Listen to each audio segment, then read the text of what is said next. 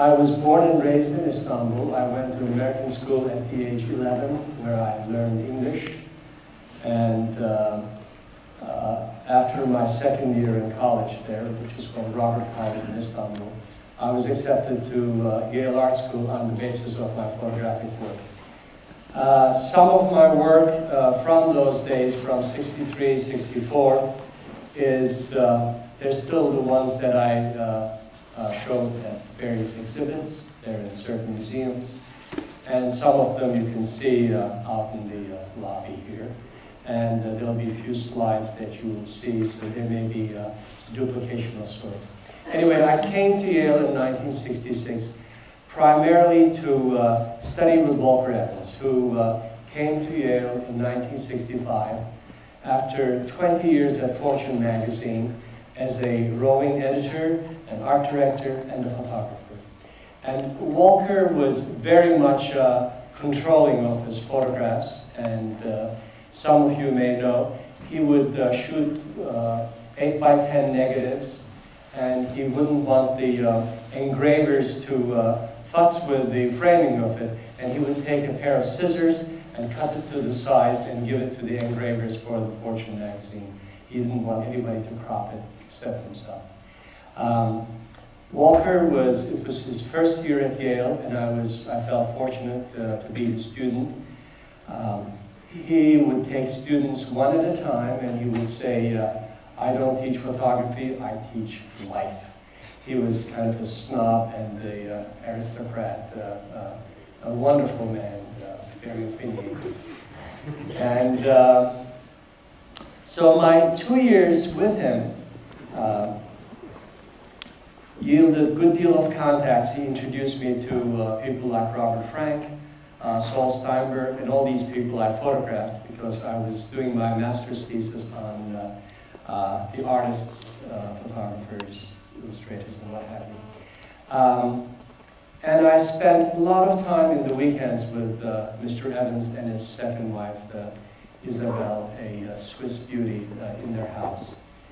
And I remember vividly staying on a daybed in his studio, surrounded by those wonderful Farm Security Administration and other 1930s photographs of Evans. Especially the one I liked, which stood right next to my bedpost, was Model Ts lined up in Broadway in Saratoga Springs on a rainy day with barren trees. It's a classic. It was in New York Times recently on the front of the art page. It's a spectacular photograph. And I was so tempted to put it in my pocket and walk away with it. I loved it, but I simply, my conscience wouldn't let me do that. Years and years later, I met Gordon Parks in LA. He was doing his first film. It was for Warner Brothers. He was the first black director to be given the chance to do a major motion picture from his book called The Learning Tree. And I met him. I was house guest of James Baldwin, who is another important person in my life, whose photographs you will see shortly. Jimmy was assigned to do a screenplay for Warner Brothers, The Life of Malcolm X.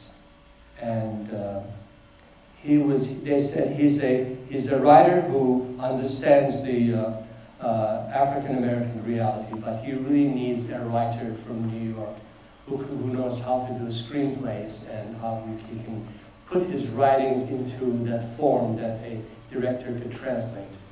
Anyway, I went and it was right after my assignment at Skidmore College, where I photographed 368 seniors, including Christine Neal among them. And I was fairly exhausted with the assignment, and I called Mr. Baldwin and said, I'm coming to LA, can you put me up? And he said, yes. And I stayed with him for a month, and one of the people I met was Gordon Parks. And then there were others like Billy D. Williams, who was a B-grade movie actor at the time without a great deal of renown that he got later on. So Billy would be there every day. He wanted to play Malcolm X. He desperately wanted to play Malcolm X. And Baldwin came home one day from a studio meeting, very distraught. I said, what happened? He said, you can't believe this, but the studio people want Charlton Heston to play Malcolm X. And they said, with a little makeup job, we can make him into Malcolm. So that was what he was up against, and naturally he left and deserted the whole project, and it lay dormant until Spike Lee did the film many years later. Photographic work here, which to me is still where my heart is. I started very early, and I became fairly obsessed with photography and experimented and spent endless hours in the darkroom discovering this magic of the white paper turning with images on it. That kind of, I fell in love the moment first time I saw that. And I still do. I get very excited in my darkroom now when things appear from nowhere. But at age 24, I felt that I'd done everything in photography. I had 2 photographs in the Museum of Modern Art. I had 1 in Smithsonian, and I was published in National Magazine. So I said, this is it. There's no other place for me to go but to make films. So I started shooting films, and I shot a short film on Walker Evans, which many years later, in the late 80s, I turned into a 1-hour special for PBS. And in the year 2000, in February, it went national on PBS, all 340 stations, and got a lot of national press on it. That's the one we're going to show this afternoon.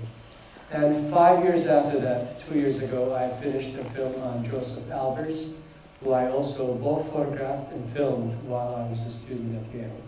And I used some of my footage, and then we interviewed a lot of the students from Yale and from Black Mountain College, and lucky enough to get Philip Johnson, who was a major fan of Annie Albers for her textiles. She is a phenomenal textile artist. And we showed it this morning too, and I was glad to have many painting students, because Albers told us quite a bit about his color theories. But there's one scene in there, Albers, the ultimate color theorist of the 20th century. He goes to one of the New Haven clothing stores, J Press, and he has an opening at Metropolitan Museum. He was the first living artist who got a retrospective at the Met. So he goes in, he's wearing a gray jacket and a gray shirt, and he asks the man, he says, I would like to buy a gray tie. And the salesman says, sir, you have no sense of color.